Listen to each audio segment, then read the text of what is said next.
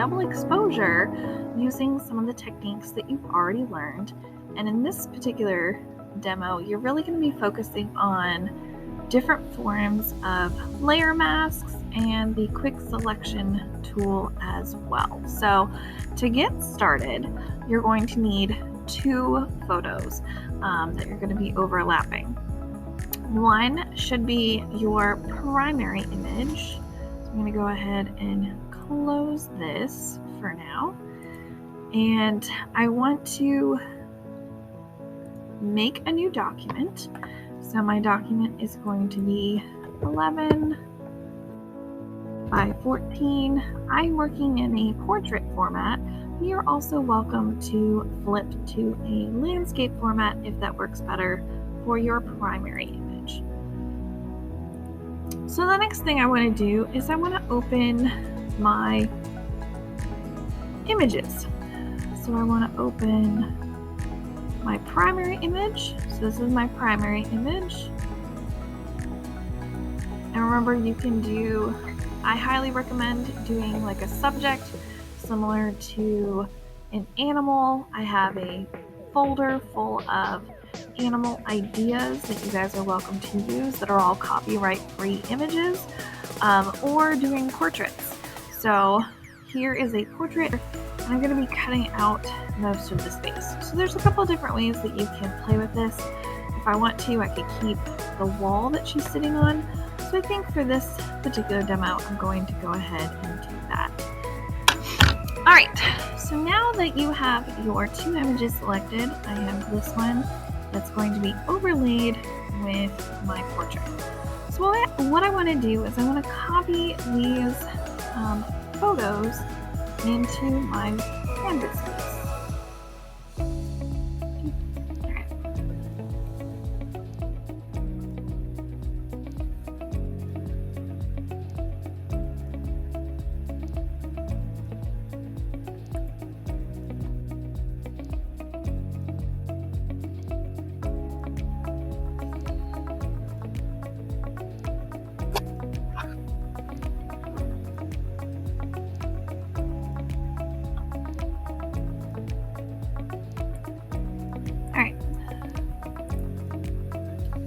So remember, make sure that you close out your images and you're only working in your workspace with your 2 photos. So I have my 2 photos set up.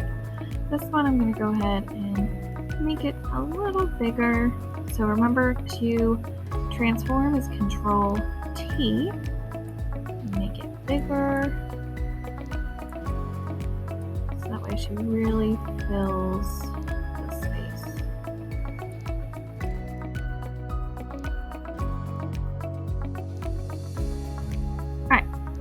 I like the composition that I have going on there. I'm going to put the other layer underneath for the moment. So now what I want to do is I want to work with my quick selection tool. So the quick selection tool, as you can see here, is usually right underneath or near the marquee tool. So once the quick selection tool is selected, what you're going to do is you're going to hold that selection down. Try to get as close to being accurate as possible with kind of following the edge. And so essentially what's going to happen is we're going to use this to cut out the background.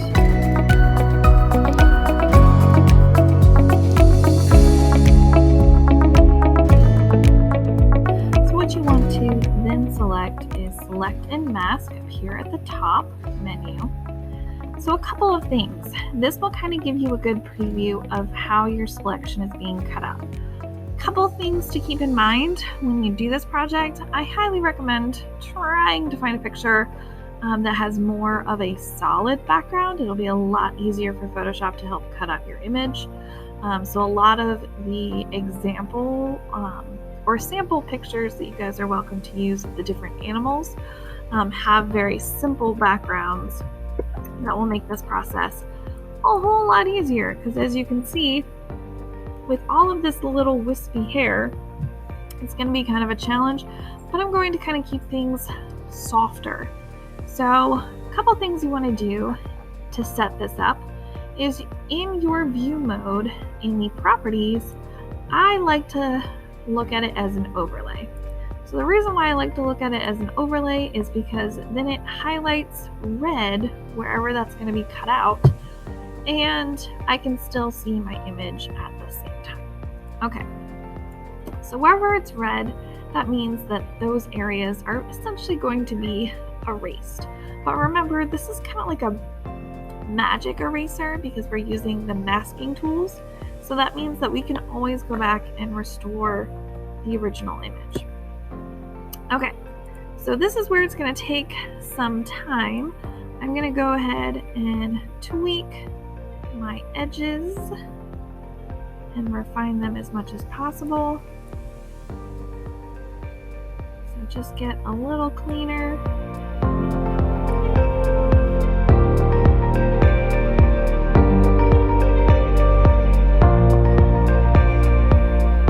But one thing I do want to highlight really quickly is that up here you see an option to refine hair. So sometimes clicking that can really help refine your hair selection. So this is a newer update. So as you can see, most of my hair has now been selected and I didn't have to do anything really fancy. The key to that though is that you kind of have to have most of it already blocked. So I'm going to just refine.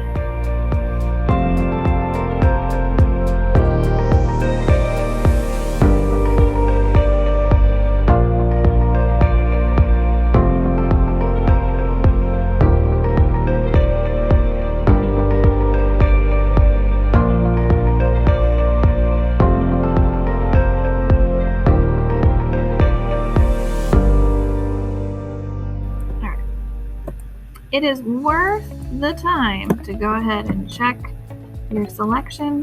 Remember to zoom is Control plus and minus. A couple other things that you can play with is you can play with the radius.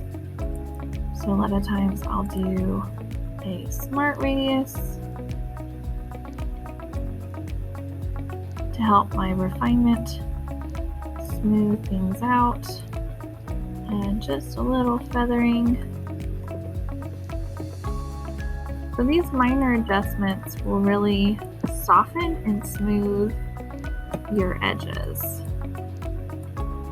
So my edges are not quite as jaggedy, and you see how like smooth and even that looks? Okay, so the next thing that you need to know is if you scroll all the way down to the bottom of your properties, you want to go to output.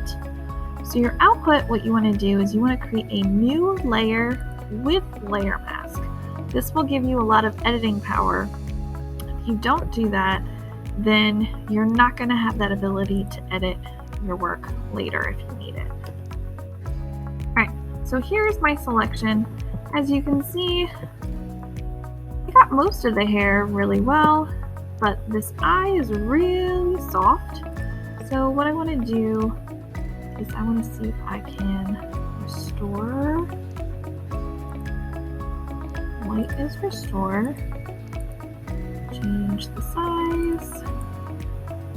Up my opacity. And I'm going to zoom way in because this eye over here got super light. It was slightly masked. Alright. That's better. Okay, so with some of all these wispies, I want to reduce the amount of wispies. So I'm going to edit my selection. Alright, so there is my selection. Now if I wanted to, I could probably cut out the wispies and leave it more simple. But given this image that I'm going to be working with, I think the wispies will tie in rather nicely.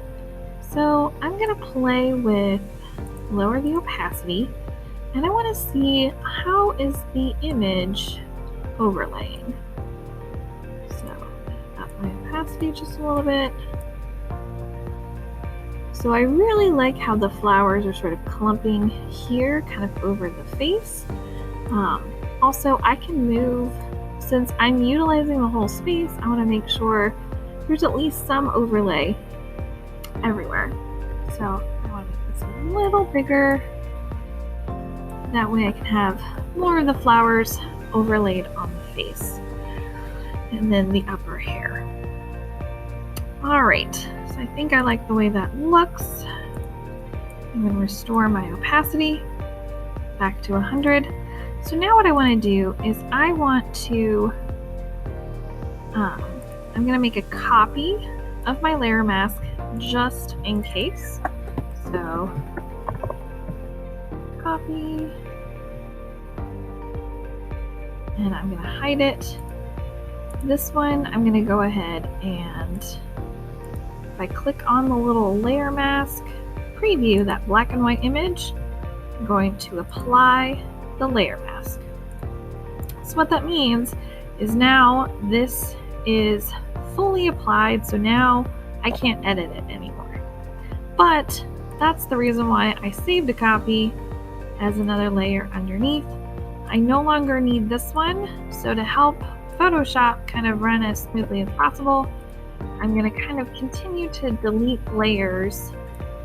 Okay, so the next thing I want to do is I'm going to grab this selection.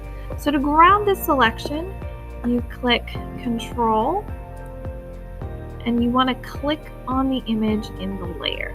So do you see how everything in this selection is now those little marching ants showing me that area has been selected? Now I'm going to come up here. I am going to create a layer mask. So as you can see, my layer mask now perfectly overlays with my image. So the next thing I want to do is you can play with a lot of things here. So sometimes you'll find a layer overlay that works really well with your image. In this case, mine don't look super great.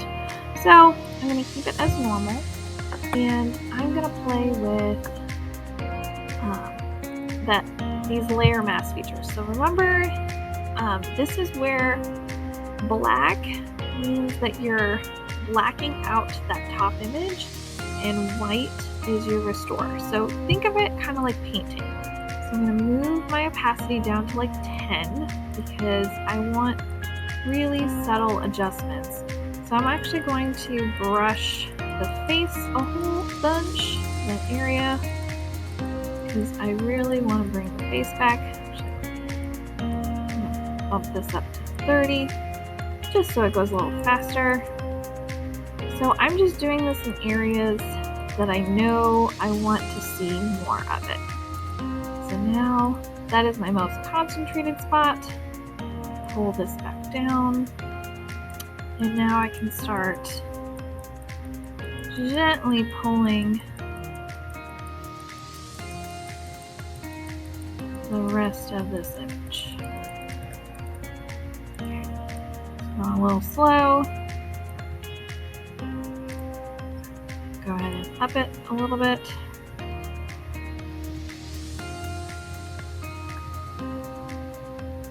Brush over the whole image. So that way you're seeing the two images combining.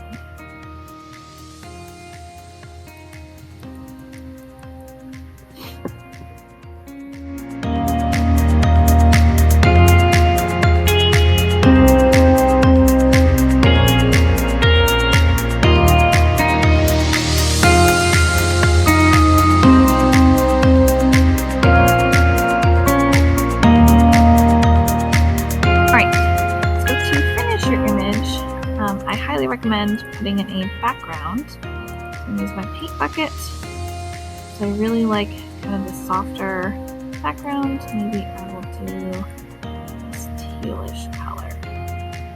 Kind of like that. You can also play with creating a gradient in the background. kind of like seeing more of that warmth. Alright.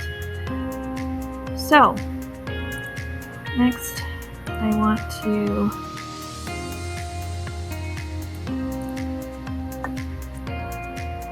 get over the whole thing.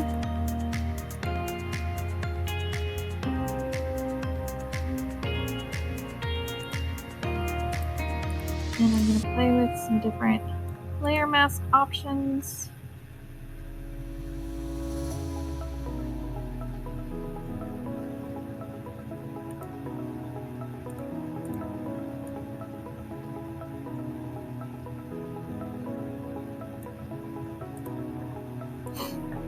And I want a really light kind of filter on top.